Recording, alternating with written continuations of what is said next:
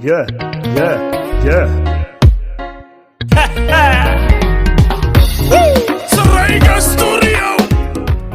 بسم الله الرحمن الرحيم السلام الله عليكم ورحمة الله وبركاته داوديال كسو دوادا wareysi kooban oo aan la yeelanayno professor Maxamed Xaaji Ingiriis professorka waxaanu ka wareysan doonaa ama aanu falaqayn doonaa taariikhda la sheego in ay ka dhaxayso Ethiopia iyo Soomaaliya sidoo kale dagaalkii 77 professor kusoo dhawo dalsan TV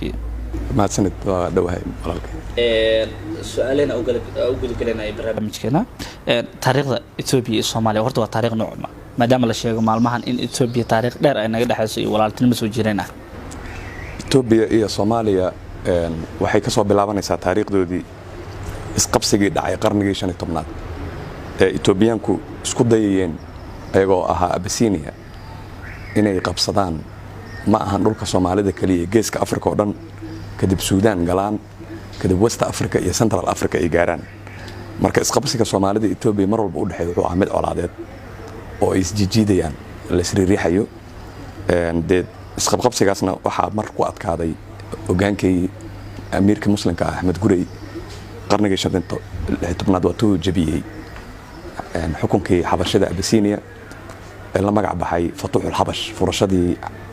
Abyssinia sida daran loo galay Ethiopia fardhig marka loo qaybay saddex dhig gacanta dadka muslimka ku nool geeska Afrika haday Soomaali yihiin Oromo yihiin Anfar yihiin inta kale la noolba isaaho adoo isku wada daray ay gacantooda ku soo dhacday Ethiopia dhan ana sameeyay qaran weyn oo muslimna laga sameeyay muddo dheer ilaa markii dambe quwada ajnabi soo fargeliyeen qaasatan Portugiiska Ahmed Gurey amiirka laftirkiisa oo kaalmo ka helay Turkida marka falgalka u dhaxeeya Soomaaliya Ethiopia wiligeed wuxuu ahaa mid colaadeed oo dagaal ah kuma falgelin labada dhinac dhaqan dhaqaale dhinac bulsho iyo dhinac siyaasadeed waxay lahaayeen buffer zone meel dhexe oo wax ay isku wadaarsadaan oo ahayd amiirada Harar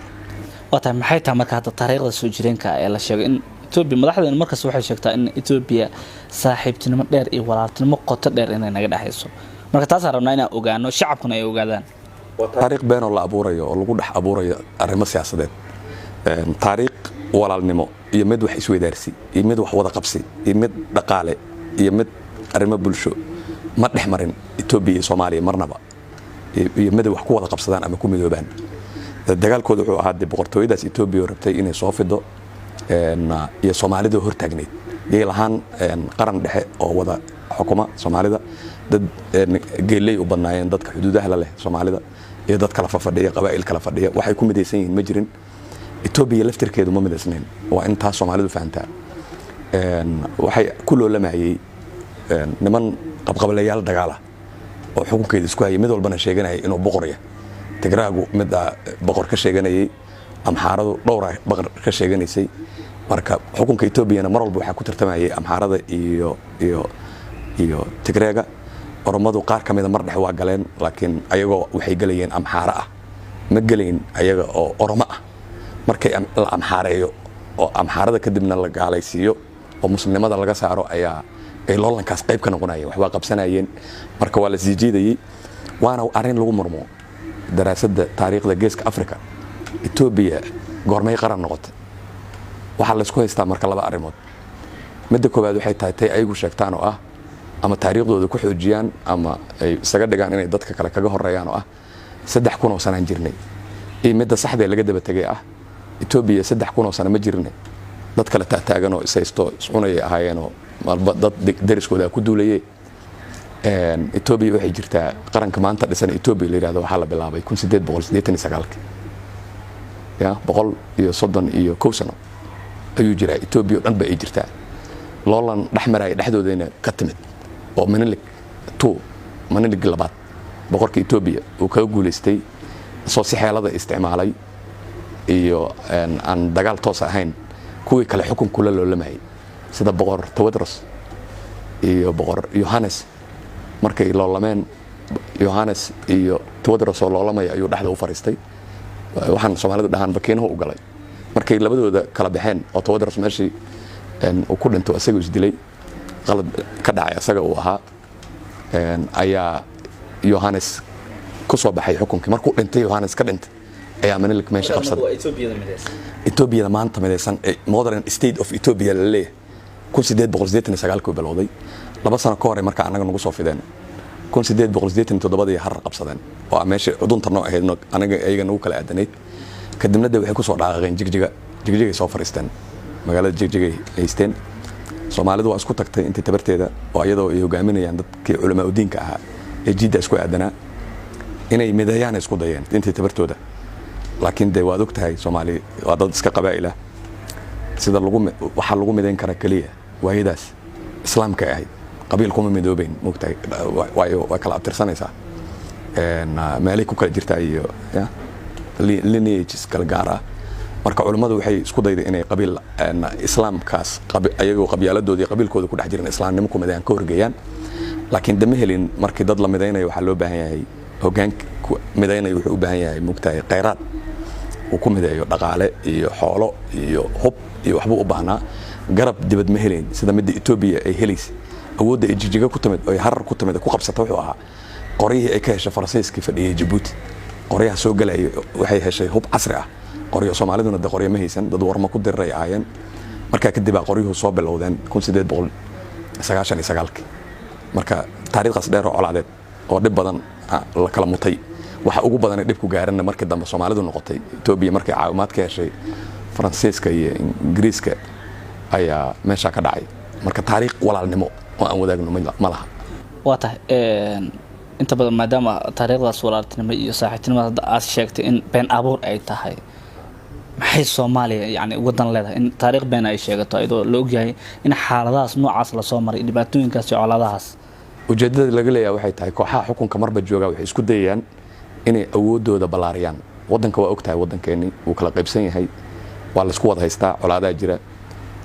waa lagu kala qaybsan yahay siyaasadii qaybaba meel ay haysataa say ku haysataba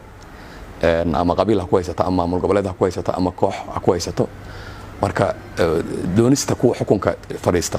villa Soomaaliya mar walba isku dayaan inay kuwa kale gacanta ku soo dhigaan ayaa wuxuu hoosgeeyaa Ethiopia marka taasa ku qasabta inay yiraahdaan Ethiopia waa walaalahan laakiin 2 sano u dambeeyay hadda isbedelka geopolitics-ka gobolka ka dhaca caawiyay taliska maanta jooga wuxuu ku caawiyay inay Ethiopiankii dawladooda dhexe iyo ayaga isku hadaf noqdaan dawladda dhexe maanta Ethiopia ka jirtay oo hogaaminaya ninkan la leeyahay Abiy Ahmed waxay isku dayaysaa inay soo celiso fikradii amxarada ku wada qabsatay ummadaha kale qarniga 19aad fikradii Menelik ku shaqeeyay tii Haile Selassie ku shaqeeyay tii uu ku shaqeeyay Mengistu ee ahayd over centralization yani wadankii oo dhan oo si xooga yani loo wada hayo dadka maqoonis iyo xoog lagu wada hayo systemkuna yahay mid yani kala tirsanimo ah marka labadaas iswaafaqay oo maamul goboleedyadii ay taageeri jirtay Ethiopia ee annaga nagu faragelin jirtay Soomaaliya hadana iyo kooxihii kala duwanaa ayay meesha ka saartay waxay u maqaalaa in Soomaali ay bartay hilibka ceelinka cunista hilibka ceelinka Ethiopia maxaa ka jira intaas markii dagaalkii Axmed Gurey socday qarniga 16aad bartamihiisi iyo bilowgiisa hore la bartamihiisi ayaa de duulaano qaadi jiray Amiir Axmed Gurey marka marba meel uu qabsan jiray wuxuu gaarsiiyay guul darro ilaa iyo maalinta maanta ah dadka waaweyn ee Etoobiyaanku way ka sheekeeyaan oo carruurtooda u tabiyaan jilba u tabiyaa ilaa maanta socda Haile Selassie laftirkiisa wuxuu u sheegi jiray dadka ama lagaba qoray in waagu yaraa yani sheekooyinka waalidkii uga sheekeeyo inuu kamid ahaa Axmed Gurey yani guul darradii foosha xumeed ee xoog lahayd Ethiopia dhaawac uu gaarsiiyay Ethiopia waa ka soo waqsan weyday guul darradaas muddo 300 oo sano ka badan ayay qaadatay Ethiopia inay ka soo kabsato guul darrada Axmed Gurey gaarsiiyay marka duulaanka uu habeenka qaadayo oo Ethiopiaanka ku cusbaa iyo dhibaatooyinka xoog leh uu geysanayo ay ku kalifay inay Ethiopia dhaqanka u lahayd inay habeenkii isdaarato dabshadato inay shidan weydo oo hilibkeeda ay ceerin ku cunto yani tradition-kooda sheegay in waagaas ay hilib ka ceerin cunaan inay bilaabeen xilliga dagaalka Axmed Gurey socday marka hilibka ceerinka waxa ku qasbay inay dabka shitaan waayaan hadruuf dhacday dagaalka ka dhacda ku kaliftay maadaama habeenka haday dab shadaan duulaan habeen uu socdo marka waa inay isqariyaan mugdiga ay ku cunaan wixooda ayaa kalifaad lagu kalifay dagaalkii 1964 wuxuu ka bilowday inta la gaarin kii 77 dagaalkii 64 wuxuu bilowday Ethiopia walwal waxay ka qabtay qarankan Soomaaliya dhashay 60kii inuu una ahayd bade inuu ku dadaali doono gobolkan Soomaalida maqan ee Soomaali galbeed inuu soo celiyo inkastoo dastuurkeenu noogu qornaa in sanadada lagu soo celinayo laakiin Ethiopia way shakasnayd waxay ka shakasnayd in dawladda Soomaalida oo la hubeeyo oo hub military la siiyo la qalabeeyo reer galbeedku ay gacan la lahaayeen ay qalabeeyaan marka dambana dee ruushku soo galay 63 inay keeni doonto in dhulkan ku soo dhaqaaqaan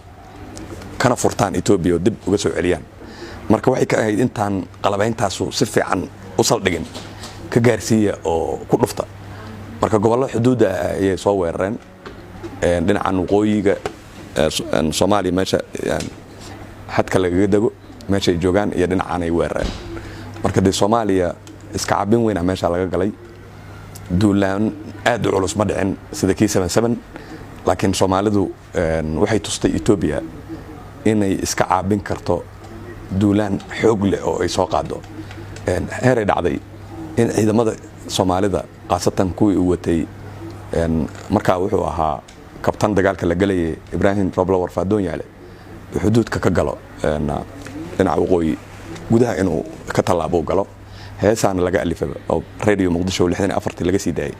oo ay qaado fanaanada weyneed ay ku luuqaysay Zainab Xaaji Cali Sigaale Baxsan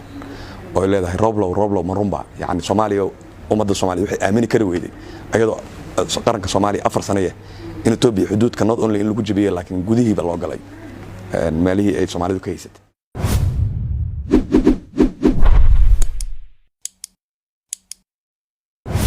فضلا شرقرية هذا شرقريسان بريت 10 في عمد يلسان هذا شرقرية هذيك أنا قلت واحد أنا يدوش شيء هذا شرقرية كل شرقرية هذا دلك في دماغي شرقرية كل جين all of you نار كله في بدنك